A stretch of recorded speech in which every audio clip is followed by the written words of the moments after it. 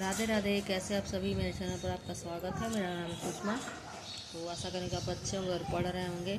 तो आइए आज पढ़ते हैं प्रयोगवादी कवि धर्मवीर भारती के विषय में। तो यह है जो यह व्याख्या है वह है बच्चन सिंह की पुस्तक हिंदी साहित्य का दूसरा इतिहास।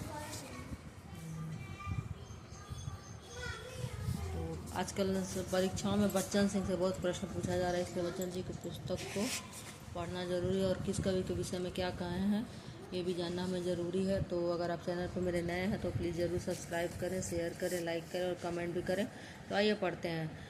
धर्मवीर भारती, इनका जन्म 1926 में हुआ और मृत्यु 1997 में। भारती व्यक्ति स्वातंत्र के पक्षधर कवि हैं। भारतीय समाजवादी आंदोलन में व्यक्ति स्वातंत्र का पूरा जोर दिया जाता रहा है। तो कथन बहुत पूछे जा रहे हैं कि कौन से कवि के विषय में, लेखक के विषय में बच्चन सिंह जी ने क्या कहा, इसलिए पढ़ना ज़रूरी है, ध्यान दीजिएगा। भारतीय समाजवादी आंदोलन में व्यक्ति स्वातंत्र का पूरा जोर दिया जाता रहा है। आवश्यकता से अधिक जोर देने के कारण सामाजिक विषय वस्तु बहुत कुछ छीड़ हो जाती है। व्यक्ति स्वातंत्र के साथ भारती ने व्यक्ति के उत्तरदायित्व को भी रेखांकित किया है, किंतु उनकी मुख्य प्रवृत्ति रोमानी है। अंधा युग को छोड़कर प्रायः सर्वत्र रोमांस का प्राधान्य दिखाई पड़ता है। उनका प्रारंभिक काव्य संग्रह ठंडा लोहा 1952 कैशोर भावुकता से भरा पड़ा है। एक उदाहरण देखिए।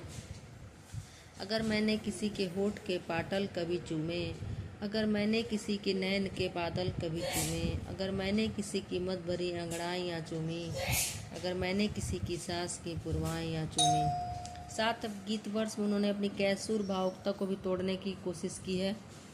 प्रभु इस रस को, इस नए रस को क्या कहते हैं, जिसमें श्रृंगार की आसक्ति, जिसमें निर्वेद की विरक्ति नहीं, जिसमें बाहों के फूलों जैसे बंधन के आकुल परिरंभ गाढ़ी तन्मयता के क्षण में भी ध्यान कहीं और चला जाता है। यद्यपि कवि ने यह नहीं बताया कि वह कहीं और कहाँ है, फिर भी वह इस श्रृंगार की आसक्ति के परे जीवन की सार्थकता की ओर संकेत करता हुआ प्रतीत होता है। दायित्व की खोज यहीं से प्रारंभ होती है। प्रमथ्यु गाथा इस संग्रह की एक लंबी कविता है। प्रमथ्यु गाथा एक यूनानी मिथक है। प्रमथ्यु स्वर्ग स्थित द्यूत पीतर के आकाशचुंबी महलों से मनुष्य के हित में अग्नि चुरा लाता है। द्यूत पीतर ने प्रमथ्यु को कठोर दंड देने का निश्चय किया। प्रमथ्यु को एक शिलाखंड से बांध दिया गया। उसके हृदय मांस पिंड को नोच नोच कर खाने के लिए बूढ़े गिद्धों को तैनात कर दिया गया। इसमें प्रमथ्यु, द्यूत पीतर, जनसाधारण, अग्नि आदि अपना अपना वक्तव्य देते हैं। प्रमथ्यु को विश्वास है कि उसकी पीड़ा की, करुणा की हर व्यक्ति में एक प्रमथ्यु पैदा करेगी। यह विश्वास एक रोमानी व्यक्तिवादी है।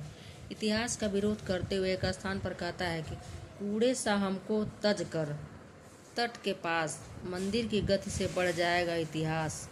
सामूहिकता भी केवल साबित होगी जिस दिन छल अपनी व्यक्तिगता हार, क्या पाएंगे प्रभु हम, क्या पाएंगे।